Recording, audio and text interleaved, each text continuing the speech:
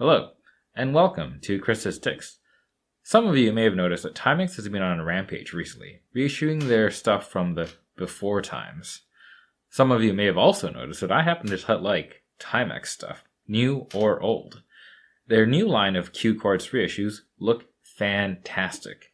But on the inside, they seem to sport some fairly plain Seiko PC33A movements, which can be had for roughly $15 Canadian new, or in American Freedom dollars, that's about a nickel. Now, I don't actually have one of these new Quartz reissues to look at, but I've been looking at reviews of them on sites such as Worn and Wound, and I spotted that module number kind of peeking out the back of some of the shots through the battery hatch. Now, it's kind of funny since the battery hatch design is pretty similar to that found of the original Quartz watches. So it looks a bit weird when you're switching the batteries out and you're inserting the tiny SR626 battery rather than the larger SR or LR44 battery that's supposed to go in these hatches. In light of this, I thought it'd be a good time to make a watch video about the OG movements. The actual Quartz movement, the M63 or M73, and the rarer M62, which I don't own. But despite that, let's get to the video. To give a bit of background, it's the 1970s, and the quartz crisis is ramping up. Timex has a lineup of electric watches and it needs to adapt. But at this time, stepper motors and the now traditional quartz layout is expensive and not yet simplified to what it is now. So the industry is ripe for innovation and trials of a variety of implementation of quartz regulation. An old challenger arrives. Timex joins the fray with its line of Quartz watches in 1972 with the M62 module, and it follows it up in 1973 with the much more common M63 M73 variants. A mishmash of electric technology and quartz. Before we get started though, if you don't know how the Timex electric watches work, may I suggest watching my previous videos on it. I'll link to that below and on screen, or you can read up on it at these two sources posted also on screen. These will also be linked to below in the description. This is important, as at the heart of this watch is essentially a modified electric Timex M40. So, why go this route? Well, the prevailing theory is cost. The base movement is the M40, so factories don't really need to do a huge amount of retooling to make this, as they're already spitting these out in massive quantities. So let's have a look at how they actually modified the M40 to give it the power of quartz. Some of you may remember this illustration from my old video. We'll just draw over top of that and bam, quartz! Essentially, the contactor, while still there, now has a feedback system controlling it when an impulse is generated. Now, it's not actually clear what's going on according to Timex's own documentation, linked here. There is an IC shown here, which has over 300 transistors as stated by Timex. Transistors which alongside a quartz crystal apparently keep accuracy within 15 seconds a month. If true, that's better than a Seiko spring drive which promises 1 second a day, which is pretty interesting and a very neat movement in general, and if I ever have one, I'll probably make a video on that. I think this claim by Timex is a bit dubious, if I'm honest. However, I do find it interesting that the quartz crystal they use isn't the standard 34 kHz crystal. It's actually a 49 kHz, or 49,152 Hz to be specific. But let's circle back to that accuracy statement that I made. Why do I think that it's not going to live up to the 15 seconds a month claim? Well, for one, the base movement is a standard M40, and that is a stamped metal movement with 2 joules on it. On top of that, this is before the advent of the very accurate and very power-saving micro stepper motor. That being said, I have not had any of the electric or Quartzes live up to this 15 second a month claim, but maybe mine are all duds. What does the quartz module actually do, or what's it looking for? Well, I think it's actually likely detecting contact from the balance and then measuring the time between contact intervals and using that to determine the best time to place a pulse and adjusting it either a smidge forward or a smidge back based on the contact duration. I think this is how it works because the contactor of the movement is in contact for a certain amount of time with the contact pin, and within that window, the computer can certainly calculate the impulse adjustments that it needs to make based on the quartz reference crystal. I do admit though that these are all assumptions as to how this works. So if anyone has any specific information on the custom IC that Timex has, or an actual IC design from Timex that they can show me, share it. I think we'd all love to have a look. I'll see if I can illustrate what I mean to show you the IC's window of adjustment that it has to make. While the contact spring is actually making contact with the pin on the up or down swing, there's a period of time where that contact is being made from the spring. I assume that the IC is made to look to detect where contact is made and is likely comparing that to the last time or an expected reference timing to either hold or advance the follow-up pulse. And this is making corrections on each contact to keep the balance movement in line. That said, there's a limit to how much correction can be given for the pretty small transistor count and for the limited duration that the contact pin is actually touching the contactor for. Either way, I think that it's an awesome idea and a relatively simple implementation for what a Timex had to deal with at the time. And it resulted in a relatively cheap way to get a Quartz watch right out to market. On top of all of that, this kind of implementation results in a watch that has a distinctive look when running, even compared to a regular mechanical watch or a regular Quartz watch, which makes sense since it's kind of both of those smashed together. Now, let's see this in action on an oscilloscope. In order to do this, I removed the case back and taped down the battery.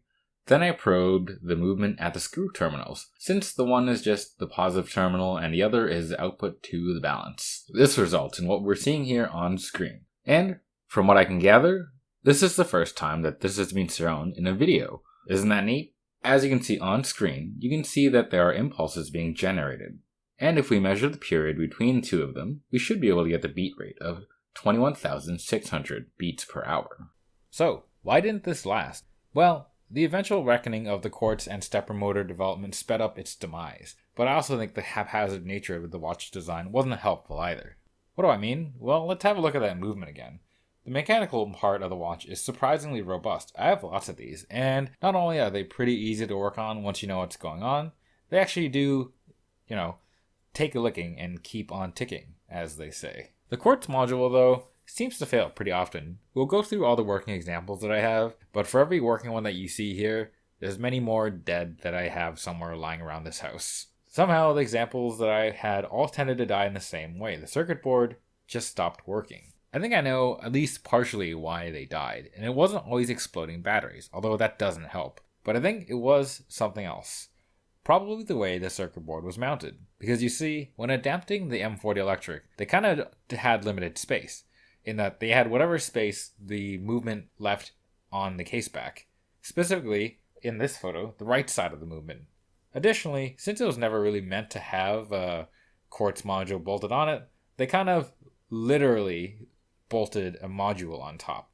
And they're suspended above a fairly weak set of contacts. And the result of this is that the module was able to flex and move a lot if you banged up the watch. Combine this with the fact that the PCBs that they used were relatively thin and that the module is moving and flexing a lot. Over time, especially the lifetime of a watch, the repeated stress probably caused solder joint damage.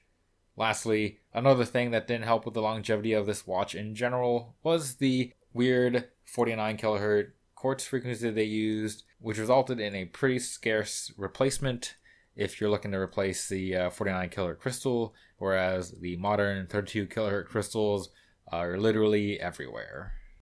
On the plus side, like I said before, if you find one with a dead PCB and it appears to have good mechanical bits, bring it back to life, sans Quartz module. Since this is literally built on top of the M40 platform, you can literally restore it, like I said, by shorting the terminals where the PCB connects. And again, I'll pop up a picture here so you can have an idea of how to do it. And if you want to just have a quick repair done, grab some thin gauge wire, tie it around the screws, and then tighten the screws back into place without the PCB and just the wire cutting across. Then pop in a battery and watch it go. Oh, random fun fact about the IC on the Timex Q Quartz. It is sensitive to high light intensity, meaning that the IC likely isn't well light protected. This kind of makes sense given the nature of where you normally find these ICs, but I guess that the engineers discovered this while doing some time graph readings, because there's a passage in the service bulletin that reads like this. Caution. Do not place the watch under a high intensity light when checking or adjusting rate. The electronic circuit may be temporarily affected, resulting in erroneous rate readings. Let's have a listen to how this thing sounds under a microphone. It's actually got a pretty distinctive sound, and I think for a Quartz watch, it's very pleasant compared to the 1 second ticks that we're now all accustomed to.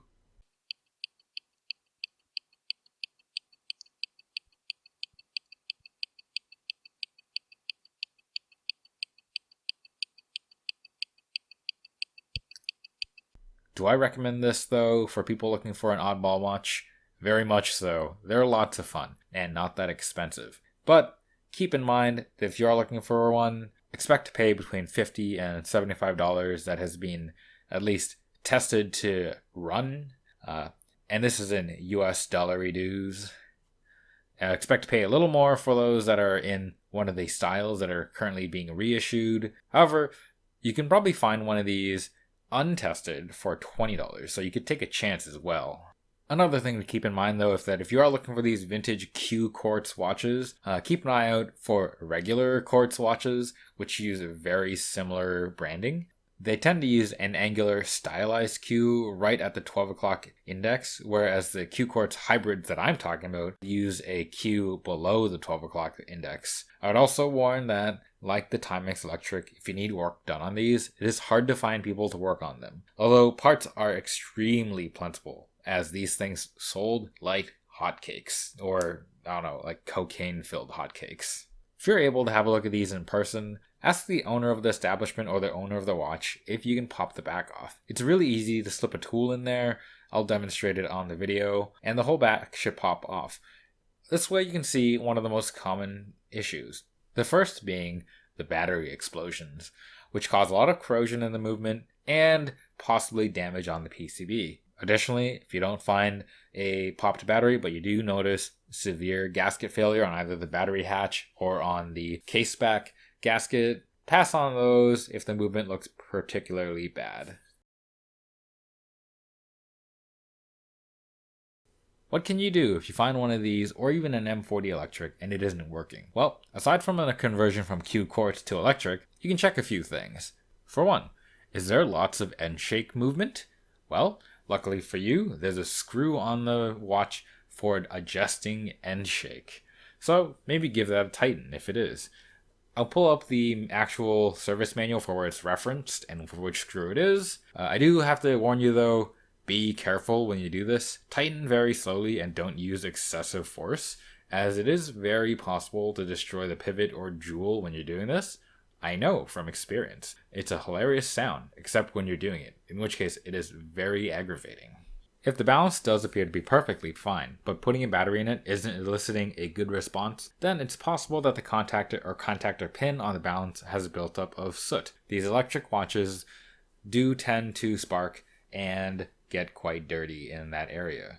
These watches especially don't have spark suppression, at least the M40 electric doesn't, so they potentially do get dirty quickly. The Q Quartz should be a bit better since it is transistor controlled, but actually have no idea whether or not they implemented a form of spark suppression on top of the Quartz module. I'm gonna guess no, because that would cost more money. Luckily, the contactor is pretty easy to clean once you get it out, and you really just need some fine tweezers and then just carefully drag them over the contactor to remove any gunk, making sure to not deform the contactor. If it's on the contactor pin on the balance, simply flip it over, grab a toothpick or something similar, and scrape the pin until it looks relatively shiny.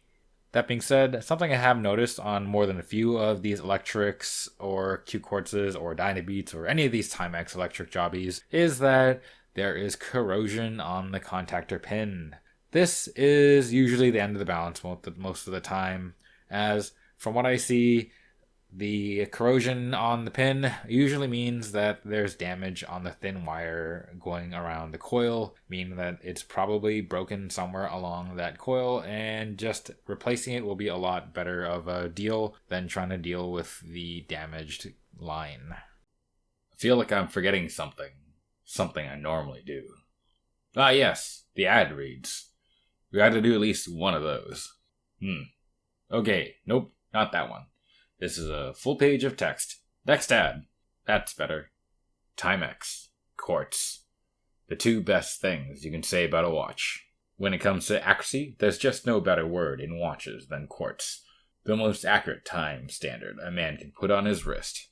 When it comes to dependability, there's no better word than Timex, a word you can depend on for lasting durability, traditional good value, Timex value. So now, if you're looking for Quartz accuracy, you only have to say Timex. Let's do one more ad. A microcomputer that's accurate to within 15 seconds a month. It has an automatic calendar. Its quartz crystal splits each second into 49,152 parts. It's the Timex Quartz watch. $125. To conclude, the Q-Quartz hybrid watch is pretty hilarious in its own right, and is a pretty cheap way to get into vintage, eccentric watches. I do enjoy having these when they work, and I would recommend them to anyone looking for something different, but that's just me. What do you think of it? Would you consider getting one? Leave a comment below, and don't forget to like, comment, and subscribe. See you later.